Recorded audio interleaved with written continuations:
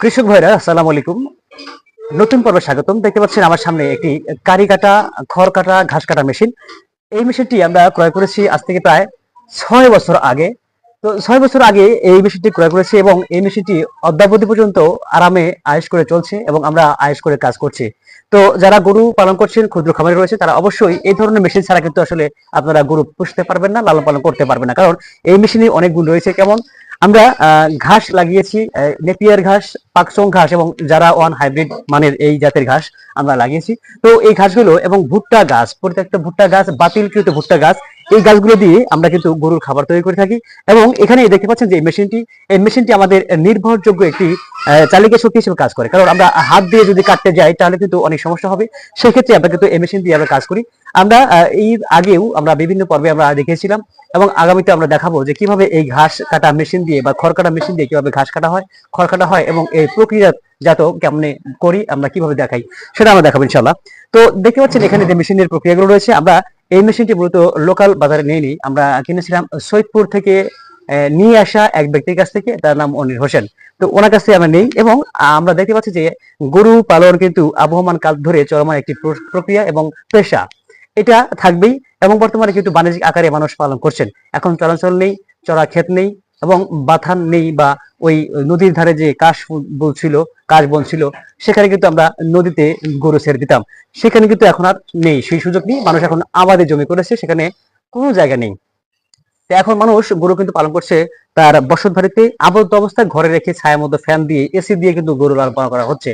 তো এখন এই গরু পালন করতে গেলে আমাদের কিন্তু বাণিজ্যিক আকারে করছি আমরা। এই ক্ষেত্রে এই মেশিনে কিন্তু জুড়ি মেলা ভার, কারণ এই মেশিন কয়েকটা মানুষের কাজ একাই করে থাকে এবং এটি কিন্তু একটি ইলেকট্রিক যন্ত্র, এটি কারেন্ট দিয়ে চলে। আমরা 5.5 হর্সের পাওয়ারের মোটর আমরা এটা দিয়ে চালাই এবং মোটামুটি বিল আমাদের এখানে বেশ ভালোই আসে, খারাপ না।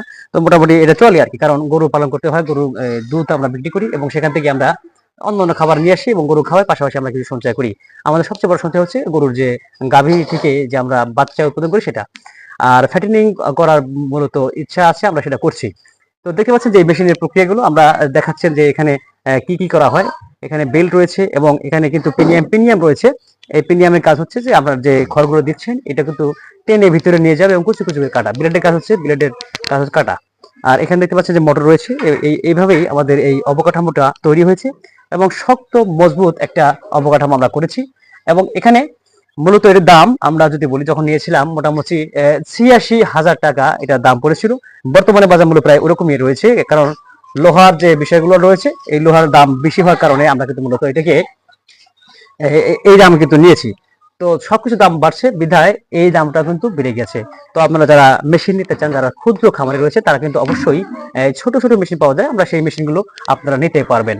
আর এই মেশিন যারা গরু বেশি রয়েছে, আমাদের গরু বেশি হওয়ার কারণে আমরা গরু প্লাস মহিষ আমরা পালন করি, সেক্ষেত্রে এই এতগুলো গরু খাবার দিতে গেলে আমাদের কিন্তু ছোট মেশিনে সম্ভব না, পোষাবে না। এই জন্য আমরা কিন্তু এই বড় মেশিনগুলো নিয়েছি। আমরা এখানে ব্লেড রয়েছে কিন্তু 4টা।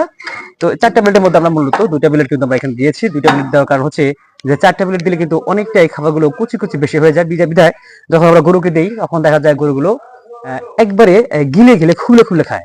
আর যখন আমরা 2টা ব্লেড লাগাই, 2টা ব্লেড লাগার কারণ কি হলো, যে এটা কিন্তু অনেকটাই খাবারটা মানে খড় বা ঘাস যেটাই কাটে না কেন লম্বা হয়, এটা কুটোগুলো বড় হয়। বড় হওয়ার কারণে এই গরুগুলো বা মহিষগুলো এই ঘাসগুলো বা খড়গুলো জাবর কাটায় এবং অনেকক্ষণ ধরে খেতে পারে। তারা হজম প্রক্রিয়াটা একটু সময় লাগে, বিধায় খাবারটা অনেকটাই সাশ্রয়ী হয়। আর যদি আপনারা এই কুচি কুচি 4টা ব্লেড লাগান, সেক্ষেত্রে কিন্তু হবে না। কারণ হচ্ছে যে ওটা কিন্তু ফিনিশিং বেশি হয়, খাবারটা অল্প সময়ের মধ্যে শেষ হয়ে যায়। তো দর্শক, যারা এই মেশিন সম্পর্কিত কোনো ধারণা থাকে বা নেওয়ার থাকে, কোনো মন্তব্য থাকে, ভিডিও সম্পর্কে কোনো মতামত থাকলে বা কোনো কিছু জানার থাকলে, অবশ্যই আমাদের মন্তব্য ঘরে কমেন্ট করে জানাবেন এবং আমাদেরকে মেসেজ করবেন, আমাদের পরামর্শ দেবেন, তথ্য দিবেন, সহায়তা করবেন। ভালো থাকবেন। বিদায় নিচ্ছি আমি আশরাফুল ইসলাম। আসসালামু আলাইকুম ওয়া রাহমাতুল্লাহি ওয়া বারাকাতুহু।